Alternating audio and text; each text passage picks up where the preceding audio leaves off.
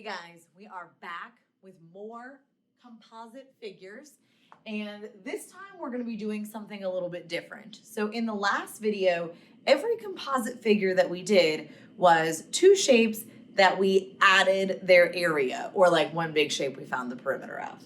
But it was like two shapes stuck together. Now we're going to talk about, instead of adding areas, we're going to subtract areas. So let's figure out what the difference is. So when do I add? I add if I have two or more shapes that are like touching or connected on the side, okay? So for example, all of the shapes that we saw last time were two shapes connected by the sides. So maybe it was a rectangle and a square connected here on this side. Okay, anytime that happens, it doesn't matter what the shapes are, if they're connected like that, we're going to be adding. Now, perimeter works a little bit differently, but we're just focusing on area right now. Okay, I'm going to be adding those two areas together. But if I have two or more shapes that are overlapping, I'm going to subtract. So let me show you what that looks like. Okay, so I'm going to start with just another rectangle because it's a good shape. We all like rectangles, right? They're easy enough. And then if I were to say have a circle over top of that rectangle, and I wanted to know the area of the orange space, I would do the rectangle, take away the circle. See how that circle is like cut out of the rectangle? It's like right there overlapping it. All right, here we go. My first example says, in this backyard, a small portion is fenced off to plant flowers. So up here, we're gonna plant some flowers. But the gardener is gonna come in and plant grass in all of the rest of this part, the part that's shaded green. So this is what I was talking about. I have two shapes overlapping. I have a big green rectangle, and then I have a little trapezoid put on top of it. All right? So this is asking me for area, for sure. And I'm going to write out the formulas and the shapes that I'm using, starting with the bigger shape. Okay, so my biggest shape is a rectangle. So I'm going to find the area of a rectangle, and I am going to subtract or cut out the area of this trapezoid. So minus the area of that trapezoid. And just like we did when we were adding, it is best if you write out the formulas. Rectangle is length times width. Trapezoid is 1/2 times the height times base 1 plus base 2. And then I'm going to use Desmos to fill in all of those pieces. So here's the thing. You've done area of rectangles and you've done area of trapezoids. So I want you to take a second, and we'll check your answers after, so don't worry if you make a mistake. But I want you to take a second and figure out what is the area of this rectangle. Write it down somewhere. And then figure out what is the area of this trapezoid and write it down somewhere. And then we'll come back together in just a second.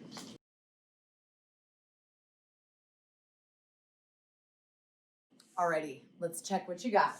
So for my rectangle, I have it written over there still in Desmos. Length I put as 30, width I put as 22. If you switched them, it's fine. And I got that the area of the entire rectangle was 660 square feet. And then I put in my trapezoid. You should always clear your calculator. So the area of my trapezoid uses this formula, height, base 1, base 2, and I got 170 for the area of my trapezoid. All that is left is to subtract the two. So 660, take away 170, and I get 490 square feet is how much grass he's going to have to plant.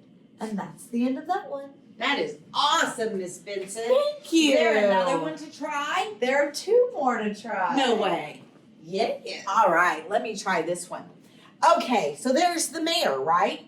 And it says the mayor is running for re-election and designing some new buttons for his campaign. How much paint will it take to cover the shaded part of the button?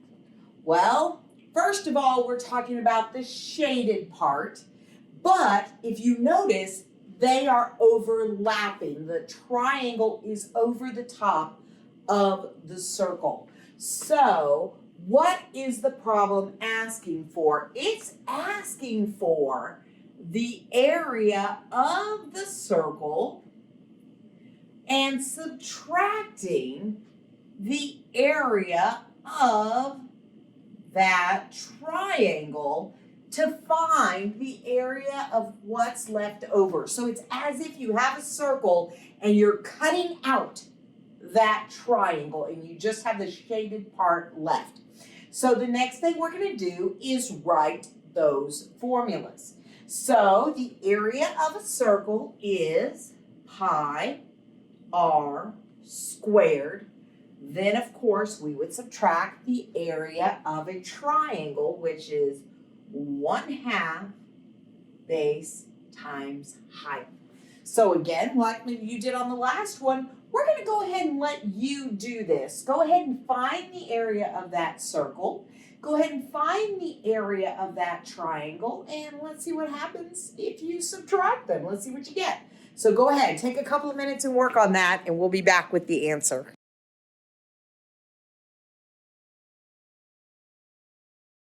All right, so we are back. I used Desmos to find the area of my circle, pi r squared. Now what you had to remember was this circle, this 10 is the diameter. So to find my radius, I took the 10 and divided by 2 and got a radius of 5. Desmos did the rest and found that the area of that circle was 78.5. Then, you should always clear your calculator, but we didn't. This is the area for a triangle, 1/2 base times height. Well, the base of this triangle is that entire 10. But the height, how are we going to find that?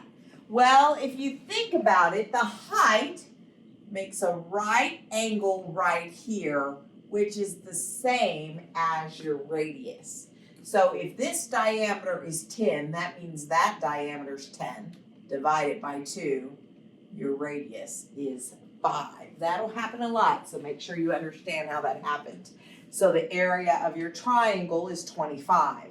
And when I put that in Desmos, 78.5 minus 25 is 53.5 square centimeters. Excellent. That's the area that we would have to have paint for. All right, let's see what's next. Ooh, we have a photographer. Wow. Yes, we do. It says the photographer is designing a page in her new scrapbook.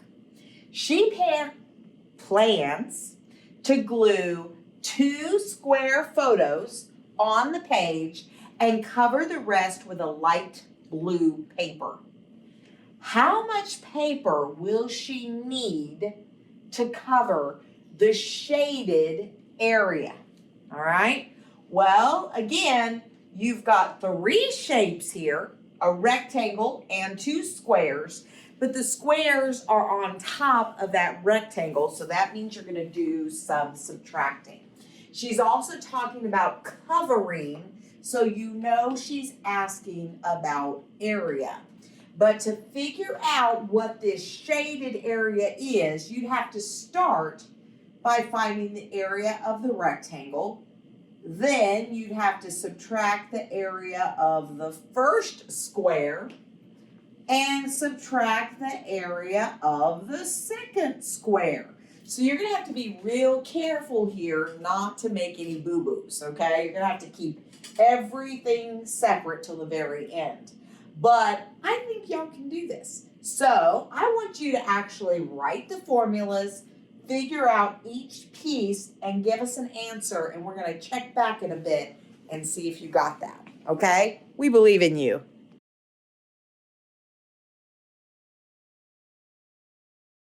Okay, we're back, and let's see what you've gotten. So for the rectangle, we put it in Desmos, length times width, and we got 504.